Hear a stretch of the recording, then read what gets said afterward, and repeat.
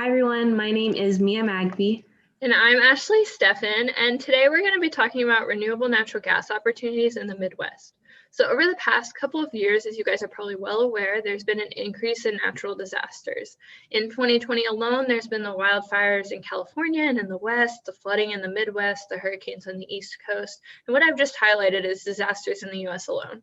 So one solution that we have for this increasing concern is incorporating renewable natural gas, or also known as RNG, as an alternative fuel. So for the purposes of this presentation, just so you all know, the Midwest is defined as the Midwest energy region by the US Department of Energy. So as noted on the slide, this is not the same as the traditional Midwest. So I'm going to hand it off to Mia to talk about what is renewable natural gas and how we use it. So for the purpose of this paper, we're talking about renewable natural gas, but I wanted to talk about natural gas first. So natural gas is extracted from the ground and is used for power plants and homes and cars and a lot more items.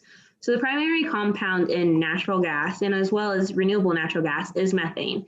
So it's a short-lived climate pollutant, so that means it has a short atmospheric life, but it's much more impactful and harmful than CO2. So the impact of methane is 84 times greater than CO2 in a 20-year time period. So if we can get rid of the methane in the environment much quicker, that means we'll have a faster impact on the environment. So the two main sources of methane emissions come from biological sources and fossil sources. Biological sources release methane naturally from sources such as landfills, animal manure, agricultural waste, and wastewater. And to access this biological methane, the most commonly used technology is anaerobic digesters. So an anaerobic digester uses a biochemical process to break down organic matter from the biological sources in an oxygen-free environment. The organic matters feed into the anaerobic digester, and the digester acts as a stomach to break down this material. So these sources are used to produce several end products such as biogas and digestate. So biogas is used to make RNG, and digestate is something used for fertilizer. There are three main types of anaerobic digesters: standalone, on-farm, and wastewater treatment. Over the past 20 years, there's been smaller efficiency type improvements to this technology, but there's no large technological advancement. So there's been research done on enzymes and hypothermic microbes, which are microbes near ocean volcanic vents, and these are used to increase the reaction time of the process. So we're hoping to lower capital costs with this, which we'll cover later in the presentation. Yeah, so renewable natural gas can be distributed through the same pipelines that were constructed for traditional natural gas. So RNG is safe to inject into the natural gas pipeline since it has gone through that purifying process that we talked about previously. Many customers receive renewable natural gas in combination with their traditional natural gas. They just don't realize it. So renewable natural gas will have the greatest impact in areas that already have the existing infrastructure to distribute it.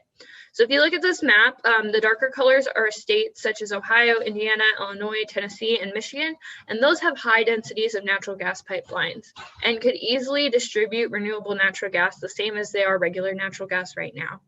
States such as North Dakota and South Dakota and the lighter colored yellow states have low densities of natural gas pipelines, and they would need to build more pipelines, or they could look at other alternatives for transporting RNG. An example of an alternative that could be possible is using compressed natural gas through a virtual pipeline that is delivered to a central location on a truck. Raceline Alternative Energy is currently using this method, and this concept allows for more dispersed livestock facilities to take advantage of this single interconnect with a natural gas utility. This type of transportation could also eventually help smaller scale farms deliver renewable natural gas to the market, which we will talk more about later. So a possible source of methane that can be used for RNG is landfills. On this figure on the slide, it represents the total number of landfills by state. So according to the EPA, there are 288 operational landfill gas projects in the Midwest. And from these operational projects, they're producing approximately a total of 10 billion cubic meters a year of landfill gas. Assuming that landfill gas has approximately 50% methane from the EPA, the landfill gas projects are producing approximately 4.5 billion cubic meters of methane a year. And there's an additional 253 potential projects that could lead to 800 million cubic meters a year of methane.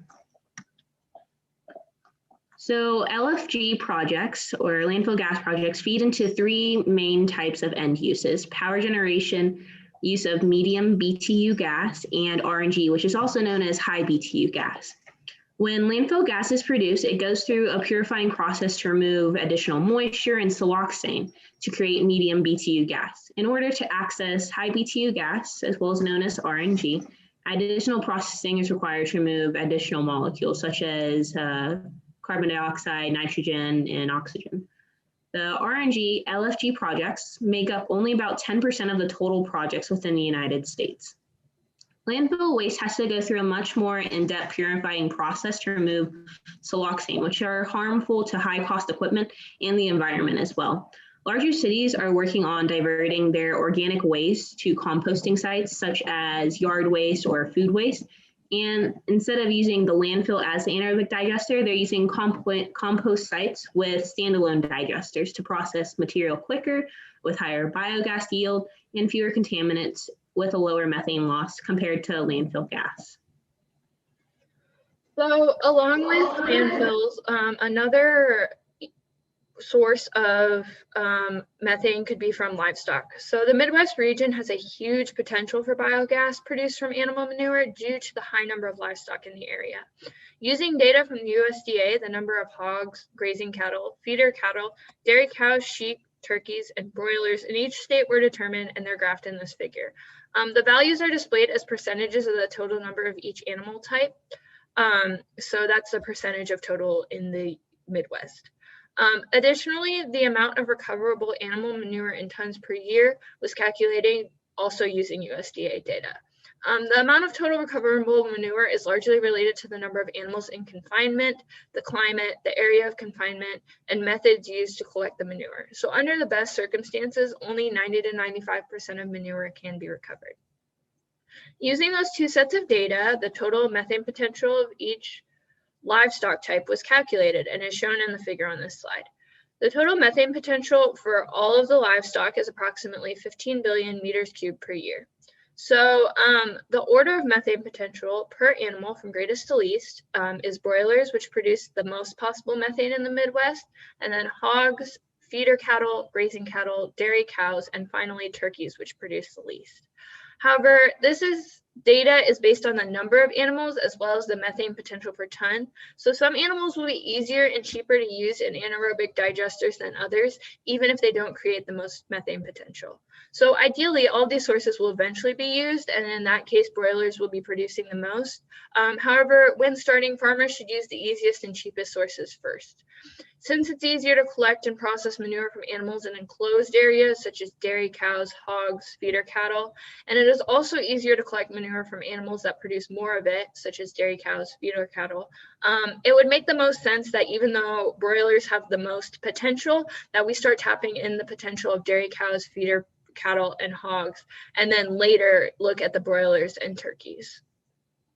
So according to the EPA, there's 124 livestock anaerobic digesters projects that are either operational, under construction, or have been shut down in the Midwest. So most of the operational digesters are dairy, and the under construction ones are primarily swine, which you can see in this figure. This makes sense since dairy and hog farms have an optimal waste collecting system for incorporating anaerobic digester systems, as I was just mentioning. So farmers are already using the easiest sources of manure first. In the Midwest, 28 projects have been shut down. There are several reasons that digesters have been shut down, and some of those reasons include cost, poor management, odor complaints, or the farms themselves shutting down. The biggest barrier that successfully operating on-farm digesters have to overcome is that cost. The cost of building and operating a digester are dependent on the type of digester being built, but it can be anywhere from $90,000 to $500,000, which also has the additional operating cost after that. So they're very expensive, and then on top of that, they have to pay for the price to operate and maintain them so that they don't shut down. Currently, due to the economic commitment of an anaerobic digester, larger corporate farms are more likely to produce RNG. However, Raceline has been working on a new technology to address the smaller farm issue. According to Raceline, the membrane separation technology to upgrade biogas to RNG is scalable at these smaller sized farms. So more research is being conducted on improving the reaction time, as Mia was talking about earlier, and that will also help lower the capital costs. So another way to assist in the process of cost reducing is policy levers, such as government subsidies on contracts for anaerobic digesters, grants on research on technology improvement, and renewable mandates. So there's interest by both Democrats and Republicans for these policy levers due to the connection of climate change for a Democrat issue and agriculture, which is a Republican issue. Raceline has been assisting in improving a different pathway for a market-based solution for RNG procurement. They're wanting to give farmers an alternative way to make money within the agriculture sector. Currently, farming is a difficult industry to be in, and there's old legislative incentives that do not provide much support for farmers wanting to move to new areas. Farm subsidies are really keeping the agricultural business up right now, and Raceline wants to create a new market for agriculture advancements. By bringing the low carbon fuel market to agriculture, farmers can work to achieve renewable identification number credits or low carbon fuel credits. New incentives could be implemented to allow farms to earn credits more efficiently and provide them a self-sufficient way to continue farming. Within the United States, there are many states like New York and California and Minnesota that are providing a pathway for RNG procurement. For example, Minnesota recently introduced a new regulatory policy to allow natural gas utilities to provide alternative fuels such as RNG, and they're also allowing utilities to install carbon capture systems to reduce GHG emissions. So to summarize our presentation, there's several sources of RNG that are currently being used in the Midwest. However, the entirety of these sources are not being used. There's a large opportunity to upscale the renewable natural gas usage in this region and to reduce methane emissions from extracting natural gas from the ground. So once all these cost decreases through policy improvements or improved research, the increased use of renewable natural gas will be an affordable option to reduce greenhouse gas emissions and have a positive impact on the environment. Wanted to thank you guys for listening to our presentation. I'd like to open up the floor for questions. Thank you.